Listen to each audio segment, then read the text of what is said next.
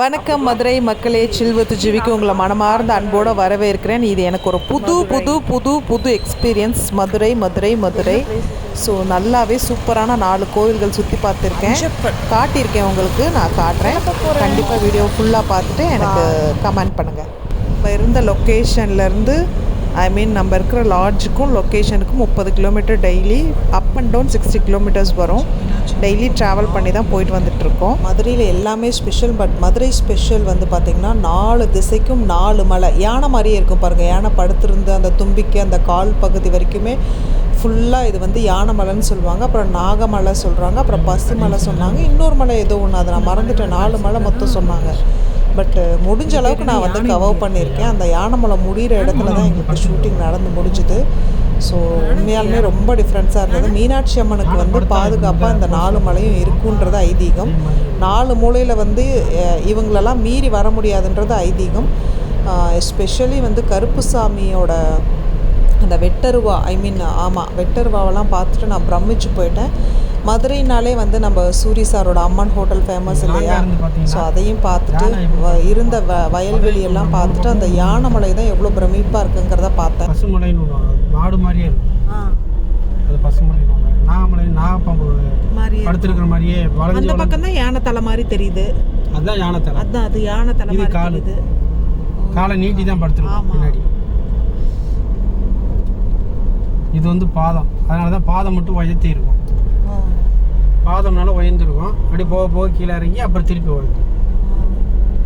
இது காலு, நடுவில் இருக்குது காலு.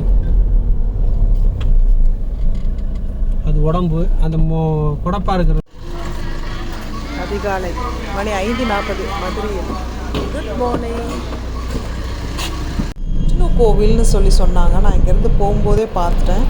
இன்னைக்கு கொஞ்சம் நேரமாக திரும்ப வந்ததுனால அந்த விஷ்ணு கோவிலை நல்லா ஜூம் பண்ணி ரோட்டுக்கு முன்னாடி இருந்தே பார்த்து எடுத்தேன். காலையில் கரெக்டாக பார்க்க முடியல போகிற அவசரத்தில்.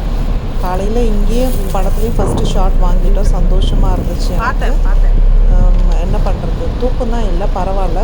அவங்களெல்லாம் பார்க்குற பாக்கியம் எனக்கு ரொம்ப கிடைச்சிது. இங்கே பாருங்கள், 8 கை அம்மன் தான் இல்லை 10 கை அம்மன் சொன்னாங்க. 10 கை அம்மனா சூப்பராக இருந்துச்சு. இங்கே போக முடியல.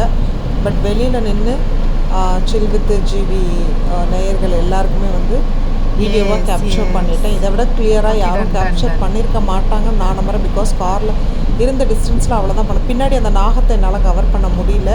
ஸோ இருந்த வரைக்கும் ஓகேன்னு சொல்லிட்டு கவர் பண்ணிவிட்டு சந்தோஷப்பட்டேன். இதுதான் ஷூட்டிங் ஸ்பாட்டு. ஸோ இது வந்து யாரோட பேர் எழுதியிருக்கு கண்டுபிடிங்க. ஜீவிதா இருக்கேனா? சரி, நம்ம கேரவன் உள்ளே போய் பார்க்கலாமா?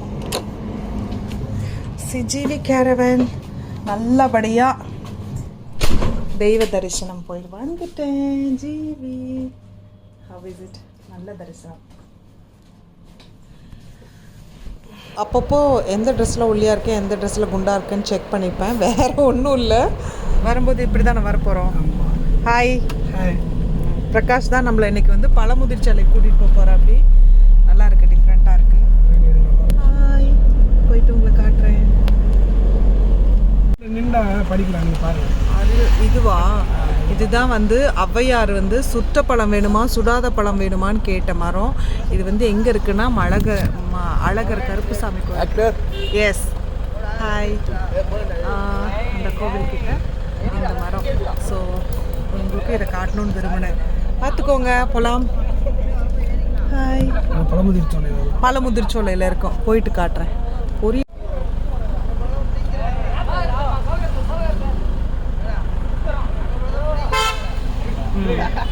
நல்லபடியாக வந்து ராக்காய் கோயில் என்ட்ரி.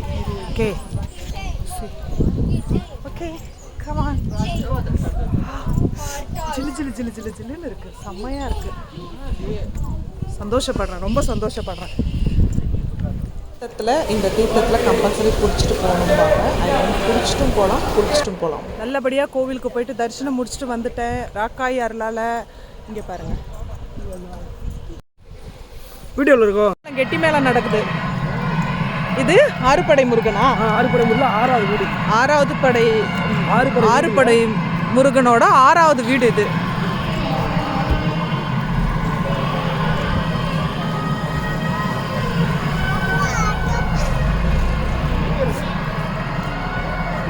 அரோகரா. அந்த கோவிலை முடிச்சுட்டு கீழே இறங்கும்போது நம்மளோட வெங்கடாச்சலபதி இருந்தார். அவரோட கோவிலோட அமைப்பு வந்து இருந்துச்சு, ரொம்ப அழகாக இருந்துச்சு. அதையும் நான் கேப்சர் பண்ணணும்னு சொல்லிட்டு கேப்சர் பண்ணிவிட்டு அதுக்கு நடுவில் நான் வீடியோவும் எடுத்தேன். தூண்களெல்லாம் இருந்துச்சு, ரொம்ப கூட்டம். எனக்கு பயம், ஏன்னா போகட்டி கோயில் க்ளோஸ் ஆகிடுமோ அப்படின்ட்டு. ஸோ ஹரிபரியாக ஓடி வந்துட்டு முடிஞ்ச அளவுக்கு கவர் பண்ணிட்டு போனேன். ஏன்னா அடுத்தது கருப்புசாமி கோயில் போகணும்னு சொல்லிட்டு இது பண்ணேன். அங்கே தான் தெய்வானை மாதிரி ஒரு விஷயம். கோவிந்தா எங்கன்னு கேட்டேன். சுந்தரவழி எங்கே? கோவில் கோபுரம் பார்க்கறதுக்கு அவ்வளோ அம்சமாக இருந்தது, அவ்வளோ அழகாக இருந்தது. என்ன பண்ணணும்னு எனக்கு புரியல. ஒரு மாதிரி சும்மாவே நான் அப்படி இப்படி இப்போ சொல்லவா வேணும். நான் ஜாலியாக என்ஜாய் பண்ணப்பா.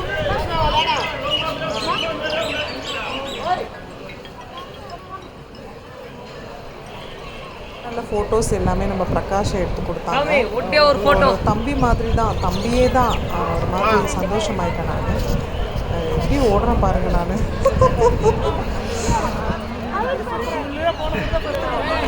கிருஷ்ண கோயில் இதுதான் கோசாலை. ஏன்னா நானே இப்போ தான் பார்க்குறேன், அதனால் நீங்களும் பார்த்து தான் ஆகணும், வேறு வழி இல்லை. நல்லா இருக்குல்ல? ஒரு சில ஸ்டில்ஸ் எல்லாம் வந்து நம்ம பிரகாஷ் தான் எடுத்தான். Hi Prakash, Madurai Prakash. Thank you Prakash. Thank you. செம்மையாக இருக்குது. திருப்பதி எப்பயோ போனது, பட் ஆனால் இப்போ திருப்பதிக்கு வந்த ஃபீல் இருக்குது. ஏன்னா செம்மல்ல, என்ஜாய் பண்ணுங்கள் நீங்களும். இது வந்து என்ட்ரன்ஸு. ஸோ இதுதான் அந்த காட்டு வழி நடப்பாதை. அப்படியே நம்ம திரும்பினோம்னா நம்மளோட மதுரை கருப்புசாமி கோவிலுக்கு ஃபேமஸானது. ரொம்ப கருப்புசாமி கோவில் ஃபேமஸானது. இவ்வளோ பெரிய அருவா நான் இன்றைக்கி தான் என் வாழ்க்கையிலே பார்க்குறேன். தெரியுதா? வா, ஆள் உயரத்துக்கு இருக்கு அருவா. ஆள் உயரமா? ஐயோ, 6 அடி இல்லை, எப்படியும் ஒரு 15 அடி 16 அடி இருக்கும். 18 அடி. ஏன்னா 18 அடி கம்சம்னால 18 அடியில் இருக்குது. பார்த்தீங்களா? செம்மல்ல பாருங்கள், அது எல்லாமே அருவா தான். சூப்பர். இல்லை போய் வீடியோ எடுத்து காட்டிட்டேன். இதெல்லாம் நான் தான் ஃபஸ்ட் டைம் பண்ணுறேன். செம்மையாக இருக்குது. தெப்பக்குளம் இது. கருப்புசாமி இங்கே வந்து தீர்த்தமா? அதெல்லாம் கோயிலோட பொதுவான குளம். கோயிலோட பொதுவான குளம். இவரோட வாசலுக்கு பின்னாடி இருக்குது. சரி, பசுக்கெல்லாம் ஏதோ வாங்கி கொடுத்தோம், இப்போ வரும்போது எடுத்தோம். ஸோ நல்ல தரிசனம். நினச்சி கூட பார்க்கல. 2 மணி நேரத்தில் என்னென்ன கோவில்? ராக்காயி பேச்சியம்மன் கோவில், ராக்காயி பேச்சியம்மன் 2 பேர் அங்கே தான் அக்கா தங்கைகள். அப்புறம் பழமுதிர்ச்சோலை, அதுக்கப்புறம்